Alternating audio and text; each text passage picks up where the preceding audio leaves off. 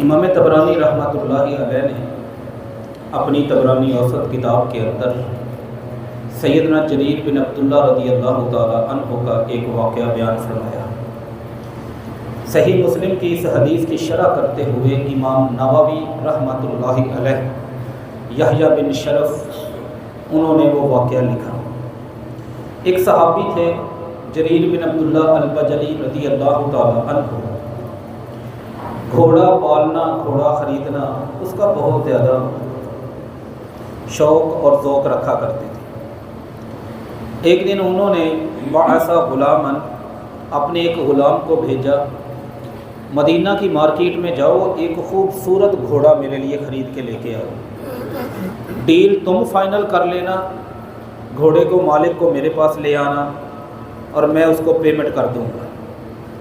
وہ غلام گیا، وہاں پہ سیانہ سمجھدار عقل مند بندہ تھا، گھوڑوں کے حوالے سے اور گھوڑے کی نسل کے حوالے سے عربی لوگ بڑے محتاط، بڑے حساس اور بڑے کانشیس ہوتے ہیں۔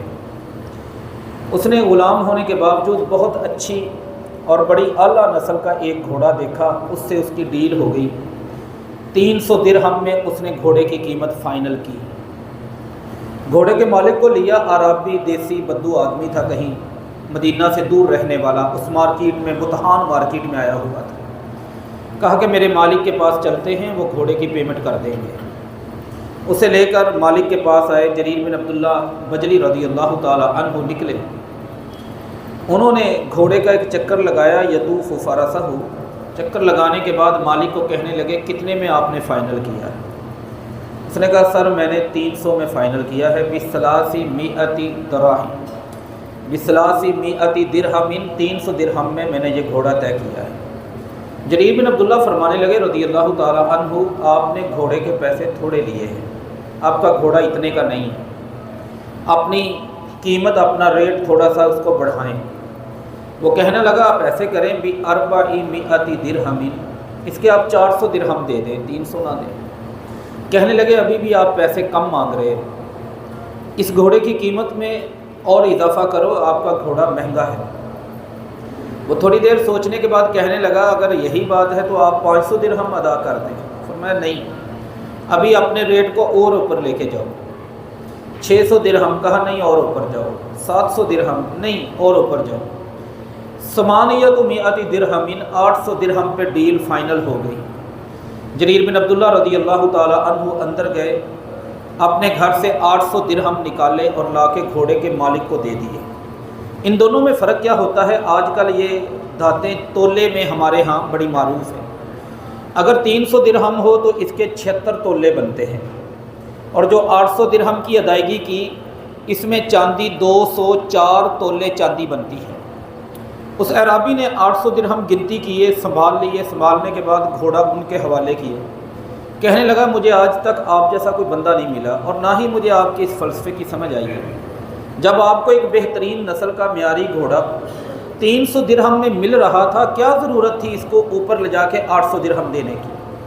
کہنے لگے یہ جو میرا ہاتھ ہے نا، ایک دن یہی ہاتھ تھا، میں نبی صلی اللہ علیہ وآلہ وسلم کے پاس گیا، آپ نے اپنا ہاتھ آگے بڑھایا، میں نے آپ کے ہاتھ پہ اپنا ہاتھ رکھا، میں نے کہا اللہ کے رسول صلی اللہ علیہ وآلہ وسلم بایعت علی اقام الصلاۃ، میں آپ کے ہاتھ پہ ہاتھ رکھ کے وعدہ کرتا ہوں، بیعت کرتا ہوں، میں کبھی نماز نہیں چھوڑوں گا، وایتاء الزکوٰۃ، میں زکوٰۃ دیتا رہوں گا۔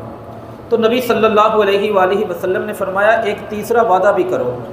میں نے کہا جی اللہ کے رسول وہ تیسرا وعدہ کون سا ہے؟ کہنے لگے کہ وہ تیسرا وعدہ یہ کرو، وَالنُّصْحِ عَلَىٰ كُلِّ مُسْلِمٍ، یا وَالنُّصْحِ لِكُلِّ مُسْلِمٍ، دو طرح کے لفظ ہیں کہ آپ ہر مسلمان کے لیے اچھا سوچو گے، ہر مسلمان کی خیر خواہی کرو گے۔ نبی صلی اللہ علیہ وآلہ وسلم کا دیا ہوا یہ سبق، درس اور یہ نصیحت ان کے لیے اتنی اہمیت کی حامل ہو گئی، انہوں نے اپنے گھر میں موجود چاندی کی پرواہ نہیں کی۔ نبی صلی اللہ علیہ وآلہ وسلم کی حدیث پہ عمل کرتے ہوئے اور اپنے وعدے کو پورا کرتے ہوئے انہوں نے جریر بن عبداللہ رضی اللہ تعالی عنہ نے اپنی دولت قربان کر دی۔ یہ جو حکم ہے نا مسلمانوں سے خیر خواہی کرنا، یہ دین اسلام کا بہت بڑا حکم ہے۔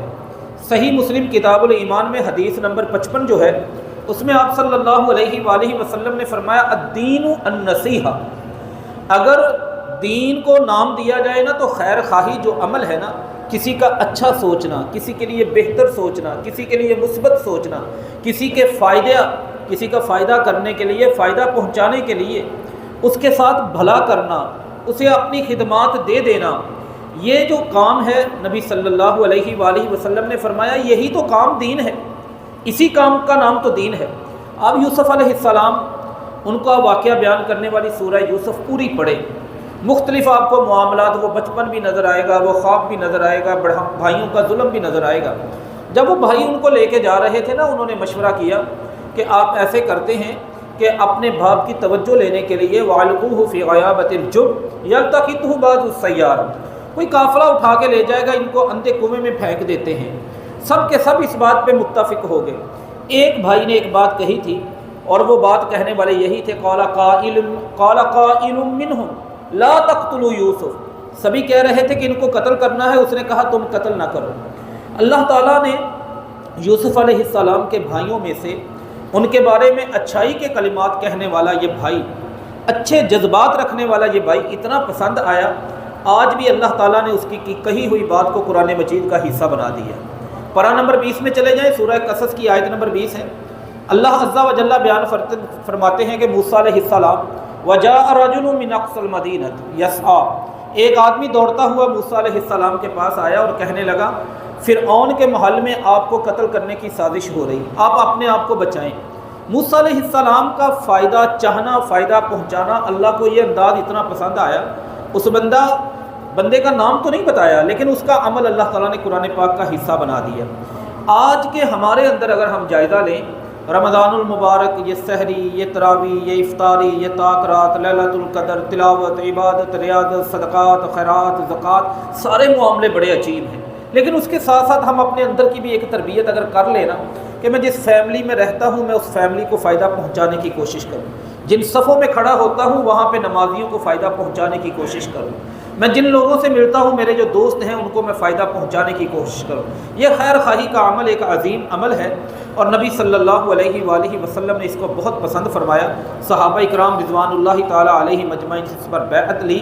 اللہ عز و جل یہ عظیم عمل ہمیں اپنے اندر پیدا کرنے کی توفیق عطا فرمائے۔ وما علینا الا البلاغ المبین۔